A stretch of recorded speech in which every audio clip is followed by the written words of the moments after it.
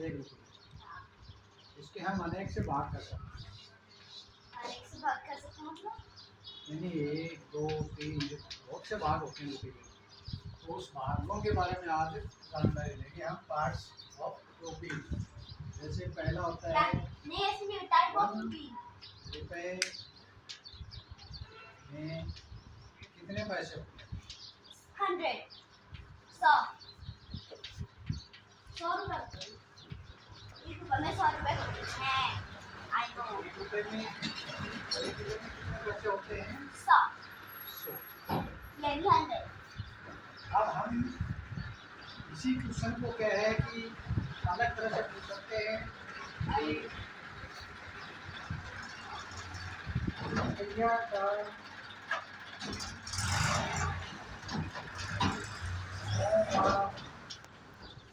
भाग क्या होता है? 100 का भाग होता है 1। रुपया का 100वां भाग क्या होता है? मतलब 100। यानी 1 रुपये में 100 पैसे होते हैं, तो रुपये में 100वां भाग क्या होगा? 1 पैसा। क्या होगा? 1 पैसा। तीसरा बनता है अपने पास रुपया का दूसरा भाग कौन सा? भाग क्या होता है? आई दूसरा भाग, यानी दूसरा भाग का मतलब 1/2। दूसरा भाग का क्या मतलब होता है? 1/2। आधा भाग क्या होता है रुपए का? हाफ। तो इसको हम कहेंगे 100/2 बराबर 50 पैसे। तो 1 रुपये का दूसरा भाग क्या होता है? 50। इसी तरह हम और पे जाएंगे। रुपए का चौथा भाग क्या होता है? 20 रुपीज। रुपए का चौथा भाग, यानी 1 रुपये में 100 पैसे होते हैं, उसका चौथा भाग क्या होता है?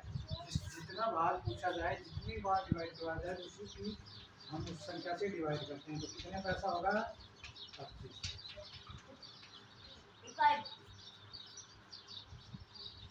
यहाँ पूछेगा रुपए का 5वां भाग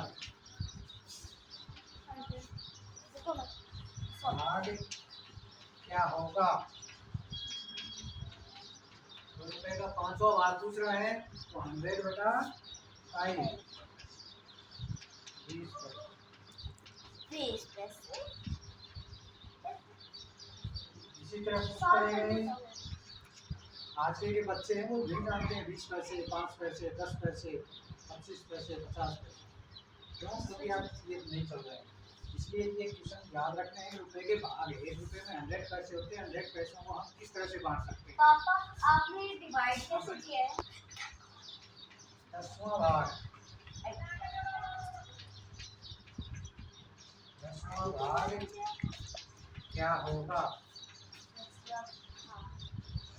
जितना वो भाग पूछता है उसी से संख्या को 100 डिवाइड करना, तो 10 पैसे। 10वां भाग क्या है? 10 पैसे। इसी प्रकार पूछेगा वो 20वां भाग। रुपए का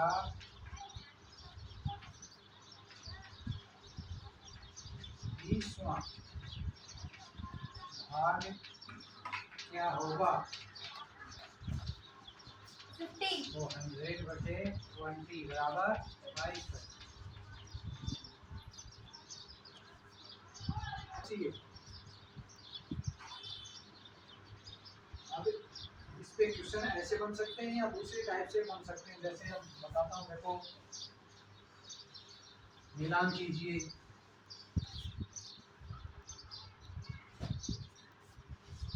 वहाँ भाग और पैसे, क्या? इसमें कहेगा मिलान कीजिए।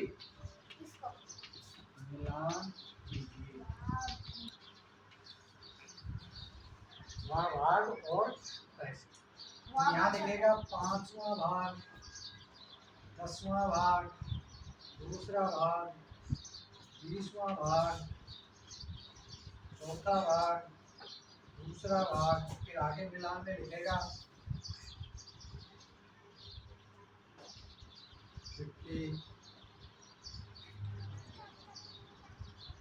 5, 25, 20। तो यहाँ तो भाग दे दिया और यहाँ पैसे दे दिया, कैसे मिलान करेंगे? यहाँ रुपया लिखा हुआ है, तो यहाँ वहाँ भाग का मतलब रुपये का भाग, रुपये का भाग का वहाँ भाग, यानी रुपये का 5वां भाग कितने पैसे होंगे? 10 तो इसको मिलाएंगे, रुपये का 5वां भाग कितना होगा? 20 पैसे। इसी तरह 10, रुपये का 10वां भाग क्या होता है? 10वां भाग 10 पैसे। इसी तरह रुपये का दूसरा भाग क्या होता है? दूसरा भाग यानी 50 पैसे। रुपये का 20वां भाग क्या होता है? यानी 5 पैसे। रुपये का चौथा भाग कितना होता है? तो इस तरह के क्वेश्चन